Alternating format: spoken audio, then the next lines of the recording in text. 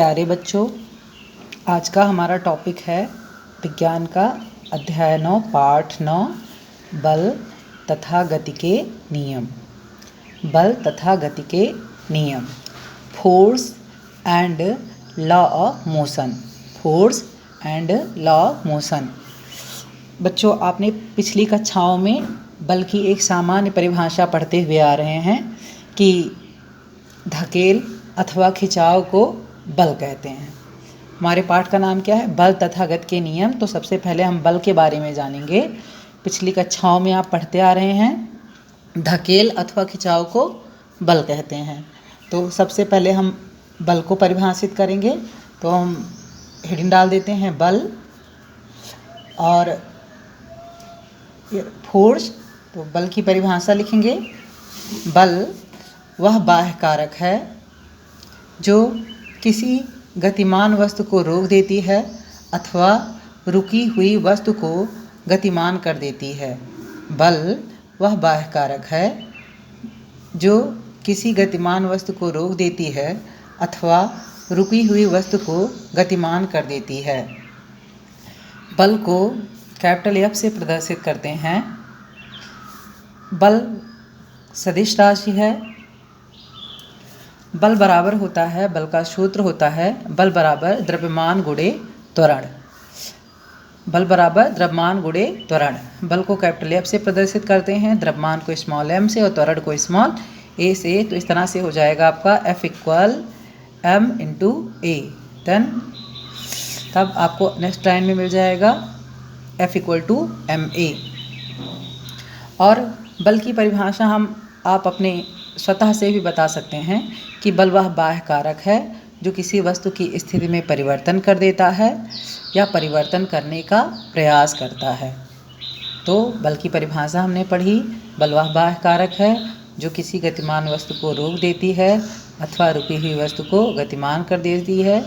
बल को capital F से प्रदर्शित करते हैं। बल सदिश राशि है।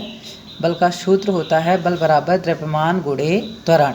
F equal to m into a, F equal to ma। बल का मात्रक मीटर किलोग्राम सेकंड प्रणाली MKS system. Metre kilogram second प्रणाली MKS सिस्टम, इसे साइज सिस्टम भी कहते हैं, इंटरनेशनल सिस्टम भी। इंटरनेशनल सिस्टम में या MKS सिस्टम में बल का मात्रक किलोग्राम मीटर प्रति सेकंड स्क्वायर या न्यूटन होता है, जिसे कैपिटल N से प्रदर्शित करते हैं, या किलोग्राम भार होता है। CGS सिस्टम में, CGS सिस्टम मतलब centimetre gram second system, centimetre gram second प्रणाली। CGS सिस्टम में बल का मात्रक ग्राम सेंटीमीटर पर सेकंड स्क्वायर या सेंटीमीटर प्रति सेकंड स्क्वायर या डाइन होता है। CGS पद्धति में बल का मात्रक सेंटीमीटर, CGS पद्धति में बल का मात्रक ग्राम, किलोग्राम से ग्राम में हो जाएगा, ग्राम सेंटीमीटर प्रति सेकंड स्क्वायर या डाइन होता है। तो बल का मात्रक MKS सिस्टम में किलोग्राम मीटर प्रति सेकंड स्क्वायर या न्यूटन या किलोग्राम भार होता है, तथा CGS सिस्टम में बल का मात्रक ग्राम सेंटीमीटर प्रति सेकंड स्क्वायर या डाइन होता है। बच्चों, आपसे जब भी कोई पूछे कि बल का मात्रक बताइए तो आप उसे न्यूटन बताएंगे, क्योंकि प्रचलन में बल का मात्रक न्यूटन ही सबसे अधिक है। तो जब कोई आपसे पूछे कि बल का मात्रक क्या होता है तो आप उसे यही बताएंगे कि बल का मात्रक न्यूटन होता है। हमारा नेक्स्ट टॉपिक है बल के प्रकार। नेक्स्ट टॉपिक है बल के प्रकार। हमारा नेक्स्ट टॉपिक है बल के प्रकार। बल दो प्रकार के होते हैं। बल कितने प्रकार के होते हैं? बल दो प्रकार के होते हैं, संतुलित बल और असंतुलित बल। बल दो प्रकार के होते हैं, संतुलित बल और असंतुलित बल। अब हम पढ़ेंगे संतुलित बल किसे कहते हैं और असंतुलित बल किसे कहते हैं। तो हमारी पहली हेडिंग है संतुलित बल, बैलेंस फोर्स। बैलेंस, संतुलित बल, बैलेंस फोर्स। जब किसी वस्तु पर एक साथ दो या दो से अधिक बल लग रहे हों और उनका परिणामी बल शून्य हो, जब किसी वस्तु पर एक साथ दो या दो से अधिक बल लग रहे हों और उनका परिणामी बल शून्य हो। जब किसी वस्तु पर एक साथ दो या दो से अधिक बल लग रहे हों और उनका परिणामी बल शून्य हो, तब वस्तु पर लगे ऐसे बल को संतुलित बल कहते हैं। संतुलित बल लगे होने की स्थिति में वस्तु की स्थिति अथवा अवस्था अपरिवर्तित रहती है, अर्थात वस्तु की स्थिति में कोई परिवर्तन नहीं होता है।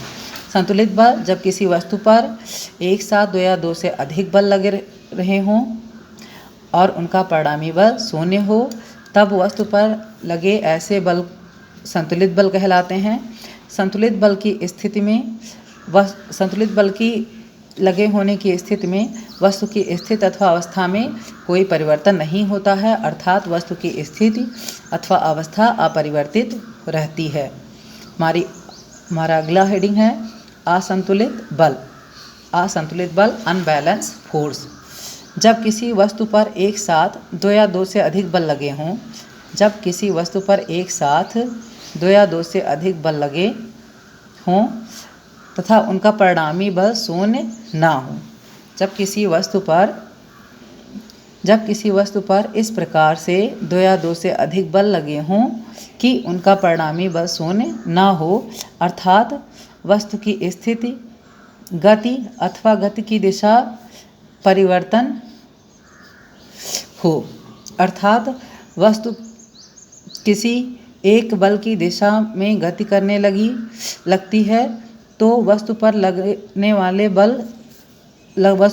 वाला बल असंतुलित बल कहलाता है।